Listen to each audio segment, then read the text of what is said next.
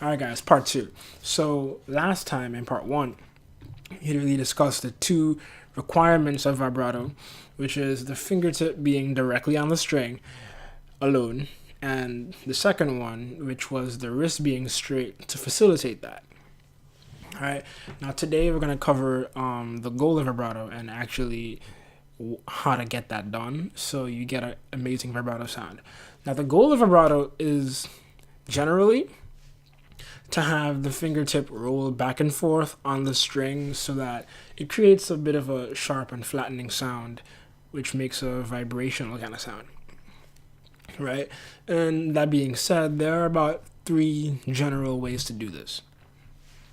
The 3 of them are finger vibrato, wrist vibrato, and arm vibrato, right? Some people disagree on whether finger vibrato is actually a legit, real vibrato form. I think it is, but I think it's the easiest to get wrong, and it's also it's not that variable, it's not that malleable. It's a bit hard to get it customized to whatever piece or emotion you're going for. But either way, let's get into it. So finger vibrato. The reason why a lot of people get this type wrong and most types wrong is simply because they either get the basics, the 2 requirements wrong, or don't even know about them, or they just don't know how to move the muscles to cause the fingertip to roll back and forth like that. But in finger vibrato, it's not actually a true roll. In finger vibrato, what you do is you press on the string a tiny bit more in pulses, right? Kind of like this.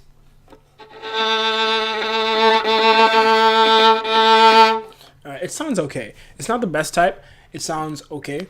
And it's pretty useful for beginners or for people who want to just, let out a short vibrato burst on the go, on the fly. But it's okay. It's not the best type. I wouldn't always do it.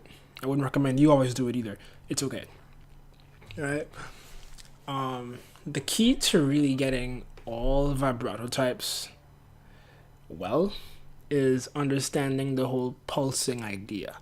Now, the idea of the pulse is that when you're trying to create vibrato, you do not tense your muscle the entire way and try to get it forward and back. It's not a forward and back motion. It's a forward and relax motion, right? You're only applying energy in one direction. So you tense out a little bit and then you relax. Same with the finger vibrato. Press it hard and then you relax a little bit. That's how it goes. Now the second type of vibrato is wrist vibrato.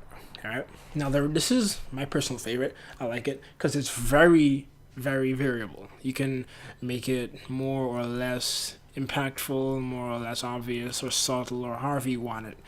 Right. You can also customize it for speed. It can be fast or slow or whatever you want. But you do this is you focus on your wrist being the main driver of the motion. All right.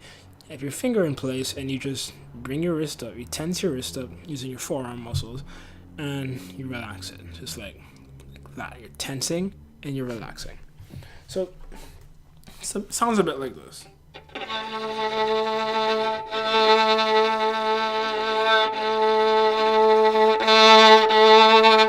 Alright, it's kind of like that. And the reason why it's good is because it's variable. You can always play with it. You can make it sound different based on the situation, on the phrase. And the only drawback about wrist vibrato is that it's not the most subtle type. Right? If you want your vibrato to come in a little bit more subtle, a little bit more less noticeable, a little bit more unnoticeable, wrist vibrato might not be your best choice, because even though it's variable, it's still not the least subtle in the group of 3. Now the next type in this group is arm vibrato. And arm vibrato is a bit difficult because it's a high leverage point, so you definitely hear it. You can tell, even if it's subtle, you can still tell it's being done. But it's difficult because it's a bit hard for beginners and intermediates and even some advanced people to get the idea of, tensing or pulling their forearm entirely to create that rolling motion on the finger for arm vibrato. It took me a while. It took me a long time, actually, a few months to get it down. But the way you really do it is you have your arm out, you're playing your violin, and you use your bicep to just pull your forearm ever so much, just a little bit, and it's in pulses. You pull up, relax, just like that. It's not that noticeable, but it has an impact.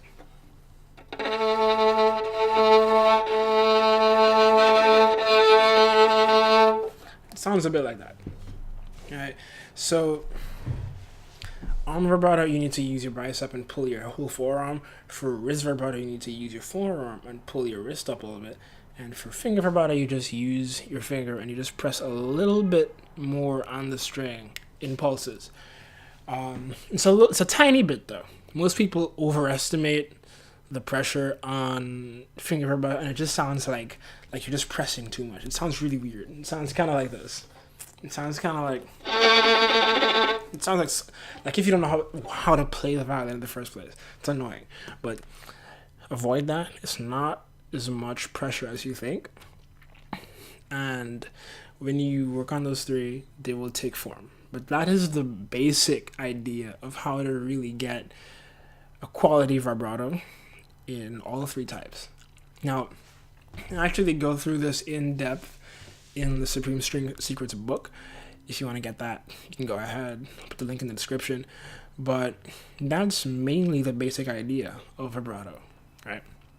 And soon I'll probably even offer some more ideas, a little bit more info on this in the future. If you want any questions answered, just let me know, and I'll take care of it. But that's the basic idea of vibrato, all three types. See you guys.